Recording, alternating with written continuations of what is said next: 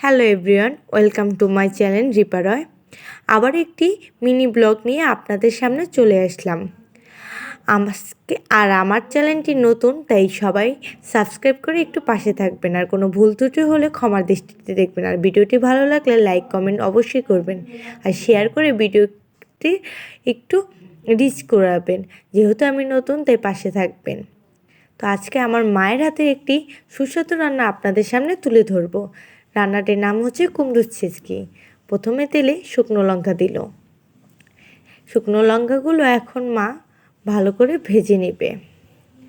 শুকনো লঙ্কাগুলো যখন একটু কালো কালোর মতন হয়ে আসবে, মানে ভাজা ভাজা হয়ে আসবে, তখন মা এর মধ্যে দিয়ে দেবে কালো সর্ষে ফোড়ন। কালো সর্ষে শরীরের জন্য খুবই উপকারী। এই দেখুন, মা কালো সর্ষে ফোড়ন দিয়ে দিচ্ছে। আজকে মা রান্না করছে মিষ্টি কুমড়ার ছেচকি বা চচ্চড়ি। মিষ্টি কুমড়া খেতে কার কার ভালো লাগে অবশ্যই কমেন্ট বক্সে জানাবেন। দেখুন, কালো সর্ষে দিয়ে একটু ভেজে নিচ্ছে, নেড়ে চেড়ে নিচ্ছে। ভালো করে নেড়ে চেড়ে নিয়ে আজকের মূল উপাদান মিষ্টি কুমড়ো তা মা এখন দিয়ে দিবে। মিষ্টি কুমড়োগুলো ছোলা সহকারে মা কেটে নিয়েছে। যেহেতু মিষ্টি কুমড়োটা কাঁচা, যারা ছোলা খেতে পছন্দ করেন না তারা ছোলা ছাড়াও রান্না করতে পারবেন। এছাড়াও এই মিষ্টি কুমড়োর ছেচকি বা চচ্চড়িতে খুবই সামান্য উপাদানই লাগে। 3-4টা উপাদান দিলেই একটি সুস্বাদু রান্না তৈরি করা যায়। মিষ্টি কুমড়োটা এখন মা নেড়ে চেড়ে নিচ্ছে, একটু ভেজে নিচ্ছে। হালকা একটু আগুনের আঁচে ভেজে নিলে খেতে আরও বেশি ভালো লাগবে। তারপরে এর মধ্যে মা দিয়ে দিচ্ছে সামান্য পরিমাণের হলুদ গুঁড়ো। হলুদ গুঁড়ো দিলে একটু স্বাদ বাড়বে। তারপর আর কিছুই না, সামান্য পরিমাণে মা দিয়ে দিবে এখানে পরিমাণ মতন ও স্বাদ অনুযায়ী দিবে লবণ। লবণটা সবার নিজেদের পরিমাণ মতন দিয়ে দিবেন। মা এখানে আঁচ করে দিয়ে দিল। যেহেতু মিষ্টি কুমড়ো খেতে আমার খুবই ভালো লাগে, তাই মা এভাবে রান্না করলে তো আমার খেতে আরও বেশি ভালো লাগে। মিষ্টি কুমড়োর আরও কিছু নতুন রেসিপি থাকলে অবশ্যই আমাকে জানাবেন। তারপর মা দিয়ে ভালো করে মিশিয়ে নিচ্ছে। মিশিয়ে নেওয়ার পরে দেখতে কি সুন্দরই না লাগছে। এই রান্নাটায় খুবই কম মশলা এবং তেল ব্যবহার করা হয়। অল্প মশলা আর অল্প তেলে রান্নাটা খেতে কিন্তু দারুণ সুস্বাদু। বাসায় অবশ্যই ট্রাই করবেন, আর আপনাদের মতামতগুলো জানাবেন রান্না করে খেয়ে।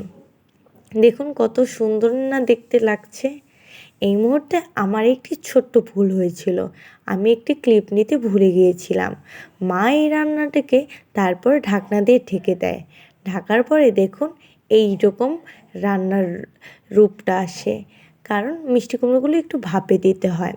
এখানে কোনো বাড়তি কোনো জল ব্যবহার হবে না। মিষ্টি কুমড়োর নিজস্ব যে সবজি ভাপ দিলে যে জলটা বেরোয় সেই জলেই রান্না করা হবে। এখন মা এই মিষ্টি কুমড়োগুলোকে আবার নেড়ে চেড়ে নিবে। মিষ্টি কুমড়োর যে নিজস্ব জল আছে এতেই মিষ্টি কুমড়ো সেদ্ধ হয়ে যাবে। বাড়তি কোনো জল দেওয়ার এখানে কোনো প্রয়োজন নেই। আর মিষ্টি কুমড়োর সাইজগুলো এভাবেই কেটে নেবেন, তাহলে মিষ্টি কুমড়ো সেদ্ধ নিয়ে কোনো অসুবিধাই আপনাদের পড়তে হবে না। দেখুন দেখতে কত সুন্দর লাগছে। আর রান্না নামানোর আগে তখন একটু সামান্য পরিমাণে চিনি দিবেন স্বাদ অনুযায়ী। চিনি দিলে এই রান্নার স্বাদ দ্বিগুণ বেড়ে যায়। যদি কেউ না দিতে চান তাহলেও হবে, কোনো অসুবিধা নেই, কিন্তু চিনি দিলে স্বাদের মাত্রা দ্বিগুণ হয়ে যায়। এখন আমার মায়ের রান্না প্রায় শেষ দিকে, তাই চিনি দিয়ে আবার একটু ভেজে নিচ্ছে।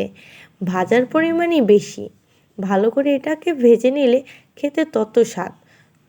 আর যদি আপনি ভাজাটা কম হয় তাহলে কিন্তু খেতে একটু কমই স্বাদ লাগবে। তো ভাজতে হবে সুন্দর করে, গামাখা করে একদম ভাজা ভাজা করতে হবে। এই রান্নায় কোনো জল ব্যবহার করা হয়নি, আর তেমন কোনো মশলাও না, তারপরও যা খেতে স্বাদ। একবার বাসায় অবশ্যই ট্রাই করবেন। এই মুহূর্তে দেখুন আমাদের রান্না পুরো প্রায় শেষ পর্যায়ে। এখন মা বাটিতে নামিয়ে নেবে। এই যে মা বাটিতে নামিয়ে নিচ্ছে, দেখতে কতই না সুস্বাদু লাগছে। আজকে এই রান্নার এতটুকুই ভিডিও। যদি কারো ভালো লাগে অবশ্যই কমেন্ট করে জানাবেন। আর আমি যেহেতু নতুন তাই আমার চ্যানেলটিকে সাবস্ক্রাইব করবেন।